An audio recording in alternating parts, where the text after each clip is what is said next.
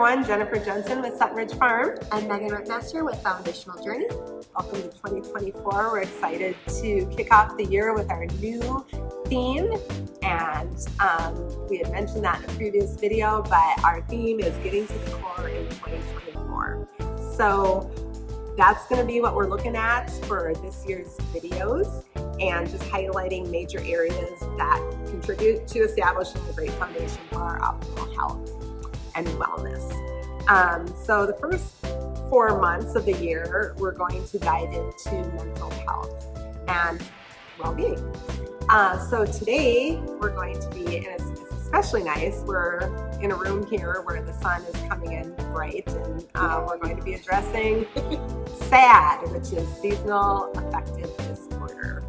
And Megan's going to be talking a lot about that, so we'll get into it. But what you're going to hear too, not only like what it is and what causes it and everything, but just kind of a multidimensional approach to it, to just kind of be supports to help through some of these winter months. So, Megan, what exactly is seasonal affective disorder?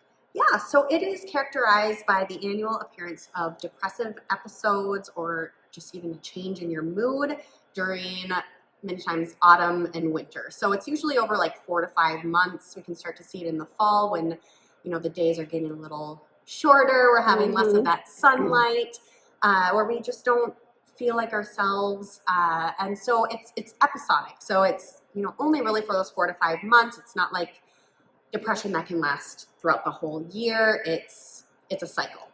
And so actually this can also, there are 2 different types. There is the winter pattern, and then there is also a summer pattern too. And they're kind of opposites in a way when it comes to symptoms. So again, symptoms will last 4 to 5 months out of the year. And you can really start to, especially with this winter pattern, really have that empty feelings start to show. We can start to see weight changes. People are craving more of those carbs and those sugary foods because a lot of times our dopamine is a little lower. So that dopamine is that feel good neurotransmitter in our body. And so it lights up when, you know, you're feeling happier. And so carbs and sugar do that. So that's why we tend to, you know, crave more of those carbs and those sugary foods. You can start to feel more of that hopelessness, pessimism, feelings of guilt or worthlessness, you know, lack of worth as well. You can start to lose your pleasure in different activities, you know, things that you love to do, you're not wanting to do anymore, not wanting to be social. A lot of the things that tie with depression you can see during this time. So is this really like a genetic thing, or is this just affect, I mean, anyone at any time? Because not everybody is affected by the weather change. I mean, we're in Minnesota here, and we try to find great ways to be outside and everything. So is it just kind of, I mean, I suppose what I'm hearing you say maybe too is that even in different seasons of life, it could affect you. And then maybe it's a few seasons and then it doesn't anymore, or can you speak to that a little bit? And, you know, like where you are in your life, what's going on can be triggers of a lot of things can really make it culminate and come to like manifest, I guess, in your body. But there is some potential for genetics. A lot of times people who do have family members with depression or even schizophrenia or another mental health disorder, we tend to see more of them be prone to seasonal affective disorder. So it can run in families. It is also more common in women than it is in men. So that's another thing. And it happens a lot of times during earlier adulthood is when we'll see that onset. So around 18 to 30. But it can happen, you know, when at any point in your life. Sure. So we kind of, what causes it? So the etiology is kind of unknown. I mean, there are so many different factors at play.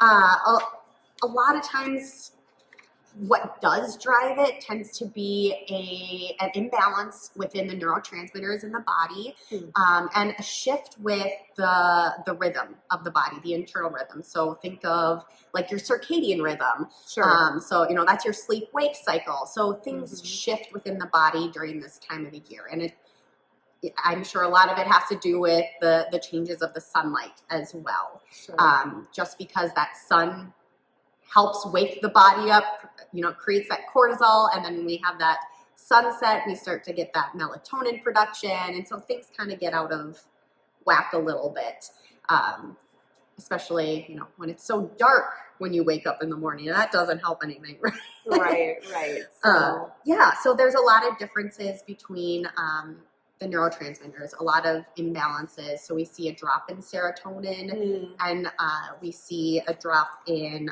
dopamine as well. And then we start to see more of a production of melatonin, again, that sleep hormone. So that can cause people to sleep a lot longer in the winter. Whereas in the summer, when there's longer daylight, we tend to see more of that insomnia that happens. So that's the difference between the winter pattern and the summer pattern right there too. Makes sense. Sex hormones change a little bit too. And with that lack of sunlight, a lot of times vitamin D deficiency. Yeah.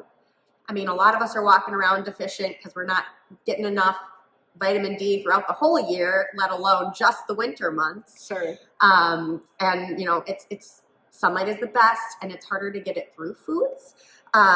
But also iodine is another nutrient that changes throughout the winter months. And then our thyroid hormone, the thyroid stimulating hormone, also changes during this month too, or during these winter months. So that can have an effect.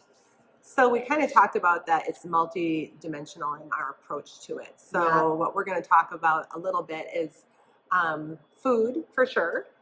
Different foods that are healthier choices and help promote these different hormone or levels in our body that, are good for you levels, I guess, that can help support that, along with just, exercise. If you work at home, working by a window even. And then we're going to talk a little bit too. Megan brought is that a white light? It's a bright light. Bright light. Yeah.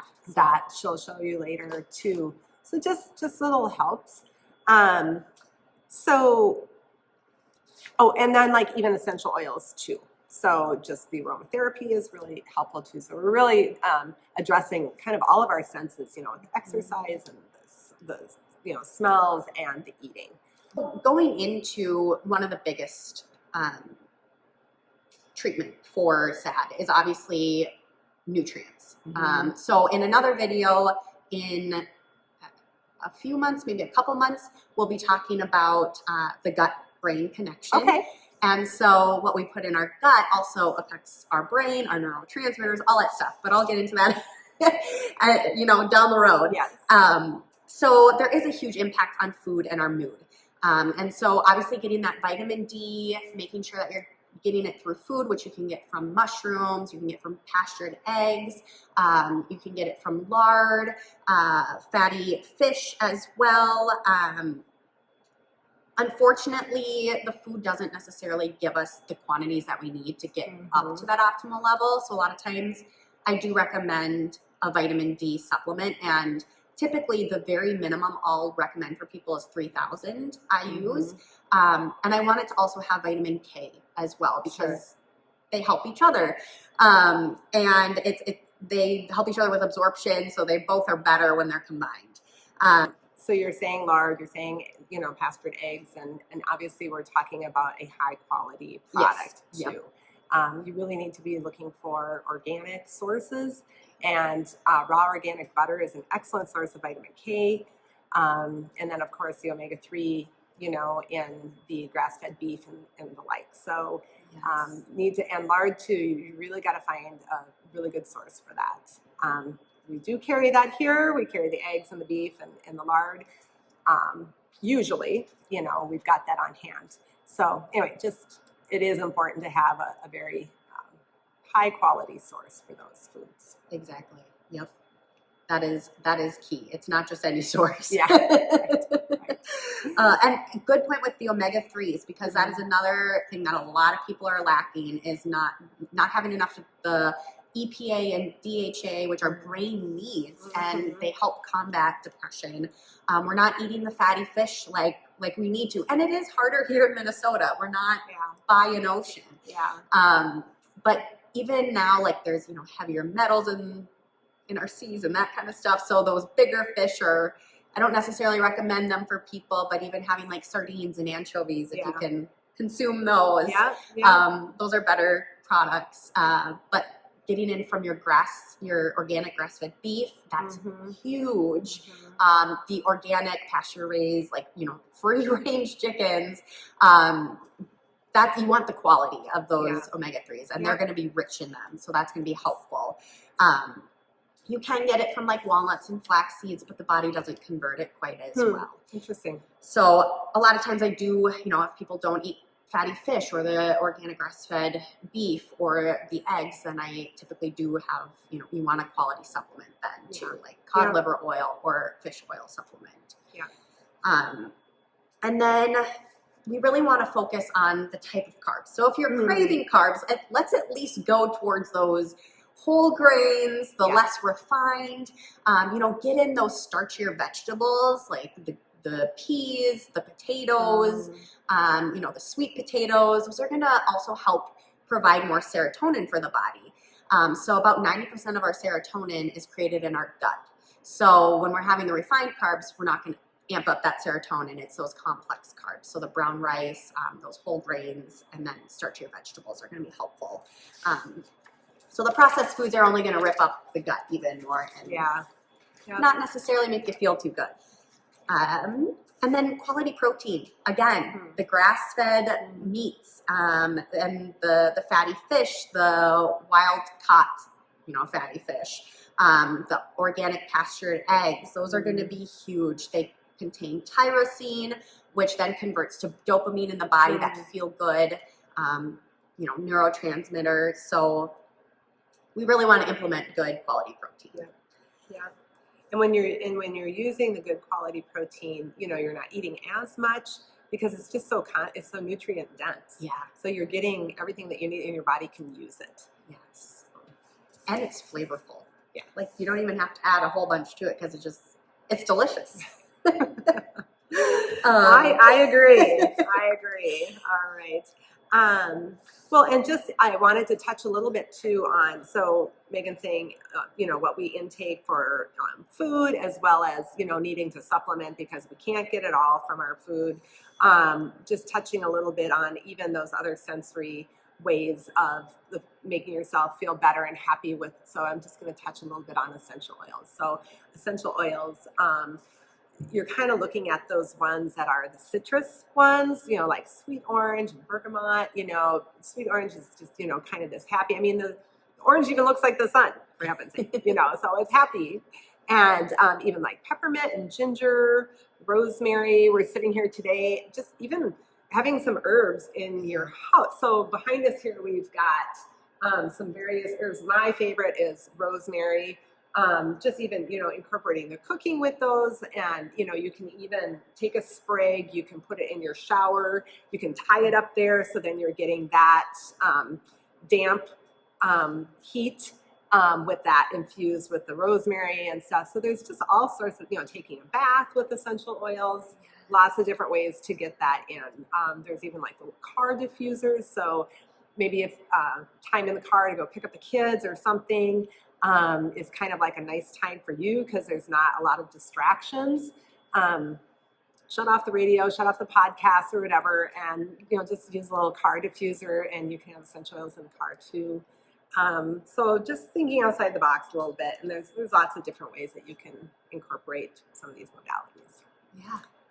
Yeah. Lavender is very soothing, and chamomile, drinking even just some different teas, like in the afternoon, some herbal teas are really nice too. Yeah, and it helps like calm that nervous system too. Which that's what we're kind of calming everything. So, it takes a whole holistic approach. It takes, It does. but you have to find that balance, right? Yeah. In all the ways so that, you can actually thrive. Mm-hmm. So I love that. Well, incorporating essential oils and All sorts of things. Other ones are like talk treatment too. I know like cognitive behavioral therapy can be helpful for people, having the tools to move forward. And then the bright light therapy, massage as well. So, that can help with like just detoxing the body, bringing down the nervous system, acupuncture. They can all help rebalance those hormones in the body too, which is very helpful. Stimulating that vagus nerve. So essential oils, like you mentioned, can do that. Sure.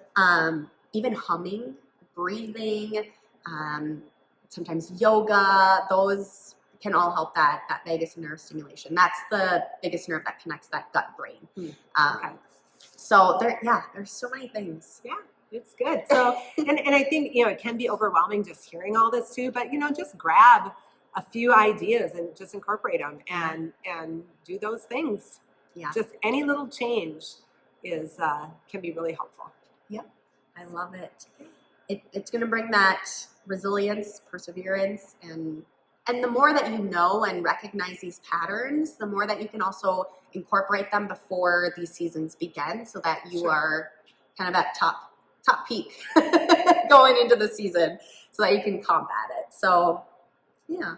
Exactly. Well, good enough. All right. Well, we'll look forward to seeing you all the next time. Yeah. Take care and stay warm. Okay.